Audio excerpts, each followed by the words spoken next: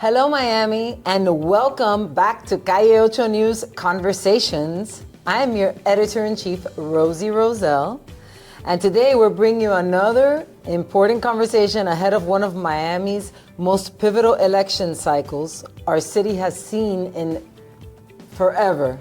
As the voters begin comparing platforms across both the mayoral and commission races, it's critical to hear directly from the candidates who want to shape Miami's future.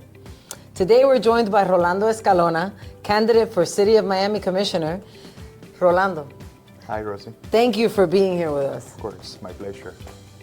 We're going to get right into talking about housing, affordability, and neighborhood stability. Miami families are being forced and priced out at an alarming rate. Rolando, what is the first actionable step you would take as commissioner to protect longtime residents and stabilize housing costs in neighborhoods like Little Havana and Shenandoah? Well, Rosie, I think there are a couple of things that we can do. Number one is that we obviously have to partner with the county to make sure that we keep developing, affordable housing. Not only affordable housing, workforce housing as well. There are many working families that cannot afford to live in Little Havana anymore. And that's why you have a group of 5-6 people living in one apartment because they cannot afford to live there by themselves. So one thing is to keep the partnerships with our county and keep developing affordable housing, workforce housings. For instance, I know the commissioner that was there before, I know she did a couple of things for affordable housing. Now we just got a new commissioner. I think it was yesterday we got a new commissioner. And hopefully when I get in City of Miami, we can continue that work that was being done in the past, and we can continue developing affordable housing. In Little Havana, for instance, there are multiple lands that belong to the city that are empty. And I know that we, doing the right partnerships, we can develop more affordable housing. But not only that, there are other things that we also can do. Everybody's talking right now about taxes. Property taxes, how we're going to do with property taxes. Mm-hmm. One thing that I would like to do for seniors, and that this has been proposed in the past by other commissioners, is give them if you're a senior, you're homesteaded, I would love to find a program in which they don't have to pay the portion of the property taxes for City of Miami. It sounds like a lot of money, but it is not a lot of money. It's a small percentage. It can be done. They need it. How much is a patient? And how much is property taxes? I think that would help them tremendously. Like there is a lady in the roads, she has been living in that property for 45 years. The property has been loan paid. Her husband died. She cannot afford to pay the property taxes any longer. So what she had to do was reverse mortgage. And this is using the conversation that I had with her when I was knocking on her door. And those are the things that we need to change. Many people are moving out of City of Miami because they cannot afford to live here any longer. Yeah, many residents tell us they feel like they're one rent increase away from being priced out. Exactly. So something that I believe happened in City of Miami was that they developed the city so much that they forgot about the people that have been living here for a very long time, and that needs to change. I understand developing, growing, and that's fantastic, because of the economy, et cetera, but what about the people that have been living here for a very long time? Those are the first people that we need to protect. Well, the people that built the city. Exactly. We built this city. Yeah, exactly, yeah. And those are just some of the plans that I have that I would love to go through with them. A really hot topic in the city of Miami, Mr. Escalona, ethics, accountability, and restoring trust. We've seen major concerns around ethics, transparency, and attempts to shift election timelines in Miami. How do you plan to restore trust in local government and ensure that accountability becomes a standard, not an exception, at City Hall? Yeah, so going back to what you just mentioned about election.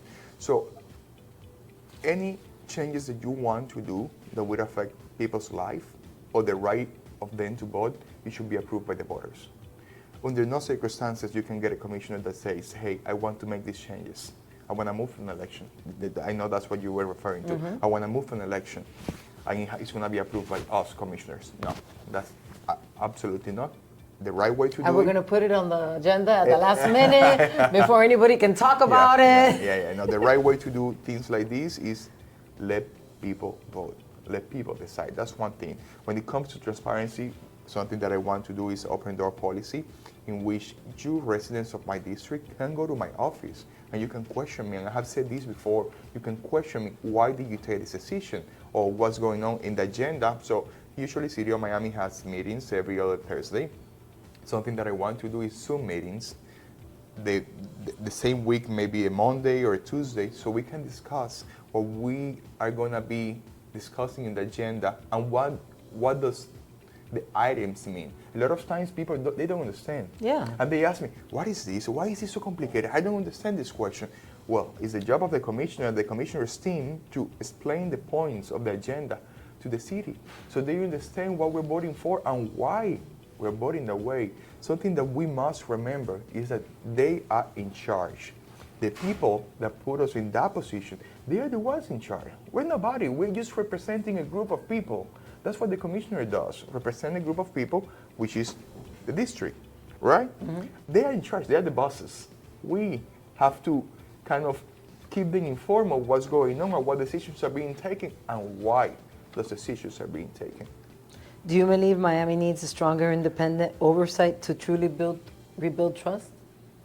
I believe it's about having the right commissioners. So you don't feel that you need independent oversight? I wouldn't mind. Well, I wouldn't mind at all, because you would welcome it. Exactly, I wouldn't mind. Like a City of Miami Doge? Yeah, listen, when you have nothing to hide, you shouldn't care. Bring whoever you need to bring, because if you do nothing Listen, we're wrong, human and we make errors. I think if you're going to put 4 eyeballs on something, and if you put 10, you're going to find something maybe the 4 didn't see. For Who sure, knows? listen, again, when you do nothing wrong, you should not be afraid of any consequences. So if the people want to bring a third-party company or whatever the case may be, I'm completely okay with that. Let's talk about supporting small businesses and cutting red tape. Small businesses are struggling with permitting delays, inspections, and rising costs. As commissioner, how would you reform the permitting process to make it fair, faster, and more efficient without compromising safety? Yeah, there are 2 things that apply to this. One is the system that they use in City of Miami, and the second one is the culture that we have in City of Miami. Those 2 things need to change. One, the permitting system is outdated. Right now we have AI, right? We can integrate AI into the permitting system, and it could tell you in seconds what's wrong and how to fix it without compromising safety. No, and reduce the amount of inspections required. You just learned that you need 3, and in the county you need like 1. It's at the moment, I think it's a disaster at the moment. I think we must get better. There is a second thing to this. The culture that we have in City of Miami, that when you go to City Hall or you go to the building by the river, they believe that they are doing you a favor. And in many occasions I have been told that they treat you like, no. We need to understand something. We work for the people. They pay our salaries. They are in charge. And that's what every single city employee must understand, that they work for the people. You're not doing me a favor. Number 1, you pay for the permit when you apply for it. And number 2, the people pay your salary. So those 2 things need to change. The culture in City Hall that comes from the administration, and the system that they use. Those 2 need to be updated. Is it easy? Absolutely not. The system is a little bit easy. The culture is a little bit more complicated. But if you have the right, I'm thinking of having classes and this and that to teach them customer service skills. That needs to change, and it needs to change ASAP. You know what's happening a lot of times? A lot of people want to open businesses, and when you tell them in City of Miami, they say, oh, no, I don't want to work in City of Miami. The permit could take you, to open a restaurant from scratch to opening, it could take you 2 to 3 years, and then you are paying rent. By 3 years, you're out of money. And that's what happens in many that's why a lot of small businesses go out of business in 5 years. Yeah. So if you take a hit for those 3 years at the beginning when it's most important. Let's talk about public safety and community trust. Public safety isn't just about enforcement, it's also about community connection. What strategies would you pursue to strengthen relationships between law enforcement and residents so every neighborhood feels both safe and respected? So there are a couple of things that we can do here. For instance, Shenandoah. they have a meeting that they do the second Monday of every month, and the police enforcement, they go there. So pretty much in this meeting, they discuss what's going on. At the park? In Shenandoah Park, yes, in Shenandoah Park. Pretty much they discuss what's going on, crime rates, what has been happening, what people have been complaining about, etc. That's a great way to integrate the people with law enforcement, because you usually get 2 to 3 officers that they go and they give us a report. That should happen in every single neighborhood. Like not only in Shenandoah, it should happen in the roads they do it as well, but it should happen in Little Havana. Little Havana is the one in my district, in my opinion, that needs it the most. And what happens in Little Havana is that a lot of times people don't have the time, or they are not informed and they don't know what's going on. I think we need to find a space, and we need to get this done for the people so they understand what's going on, what's happening with crime, etc., etc. I'm planning to keep this going and to improve it even more. Do you think Miami needs to rethink how officers are integrated into the community, especially in high-tension areas? It depends. I believe City of Miami Police Department, I strongly believe they are doing a fantastic job. What I would like to see from them a little bit more is more police officers patrolling. A lot of people have complained about that they don't see it as it was before. And again, the police department, in my opinion, they are doing a fantastic job, but they just need a little bit more resources. Number one, a little more police officers, which I know it passed already in the city commission. So we can get police officers patrolling the areas. They want to see that. Also, think about this. If you're a thief and you're going to steal something and you see police patrolling areas, you would think twice, because the chances of you getting caught are way higher, right? So that's what I'm strongly supporting, having more police officers, patrolling the neighborhoods in all areas. I'm talking about all areas, Shenandoah, Silver Bluff. And more of them on horses, because they're cute. Yes, actually many people. It's very nostalgic, Many people have told me that, yes, that they used to see, especially in Shenandoah, what they have been telling me is that they used to see that a lot, that they don't see it that much now. Yes. Well, it makes me happy for the horses, but I kind of like to see them. That's exactly my point. The horses with the heat here in Miami and all of that, it could be, and also for the police officers. When it's summer here, the temperature, it goes. Woof. Yes. Yeah. Let's talk about infrastructure, transit, and quality of life. Traffic, transit gaps, and poor infrastructure continue to frustrate Miamians daily. What improvements or innovations would you champion to enhance mobility and quality of life across your district? Yeah, so when it comes to transportation, we have to keep in mind that transportation belongs to the county. However, City of Miami has a trolley. We have a trolley, the money is there already. We have the trolleys, they just don't work properly. They don't come at the right times, and they don't have enough roads. So what I would like to do with this is, number one, revisit that, make sure that they comply with everything they have to. I have got into the trolley. And when I got in, number one, I waited a very long time. Number two, when I got inside, it smelled like pee, and especially at the peak times.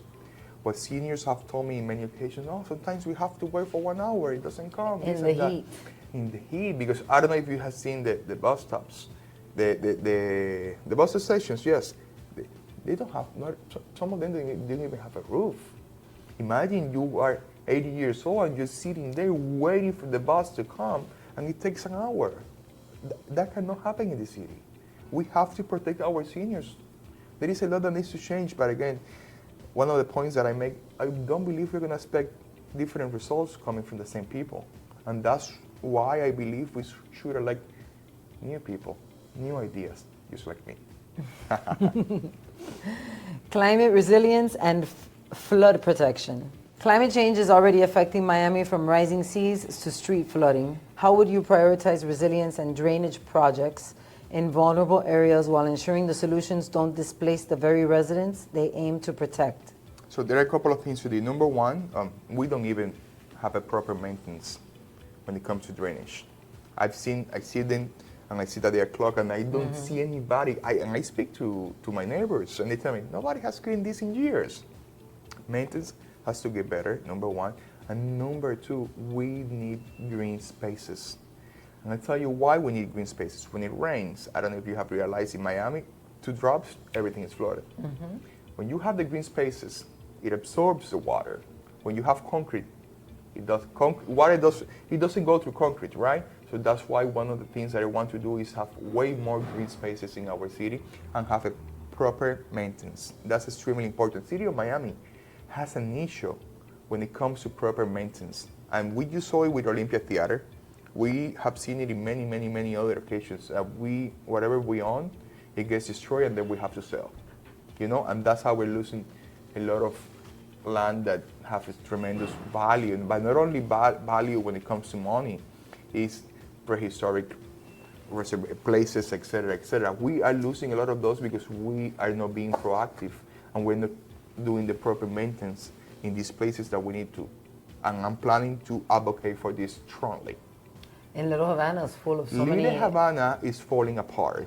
You can tell me whatever... And it smells bad. It needs to be pressure cleaned. Calle Ocho needs a pressure clean. Promise me that you're going to pressure clean. I guarantee you I'm going to make many, many changes. Listen, Little Havana is falling apart, and you don't have to believe me. I'm speaking facts. I invite you to go right behind Calle Ocho, and you are going to see the potholes on the streets, the sidewalks that are broken, the trash on every single corner.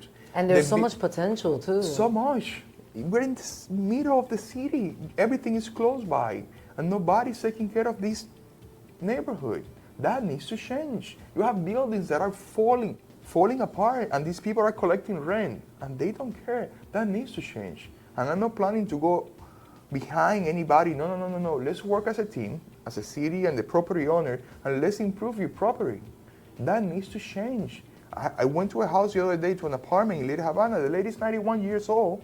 She cannot get into her bedroom because the bathroom for the second floor is leaking. Oh. And she has mold. And she's 91 years old and she is living there. That's insane. So sad. That is insane. And she is a Section 8 program. The owner is collecting rent, but the owner can't even take care of that property. That has to change. Protecting cultural identity and preventing overdevelopment is another topic on the agenda. District neighborhoods like Little Havana carry global cultural significance.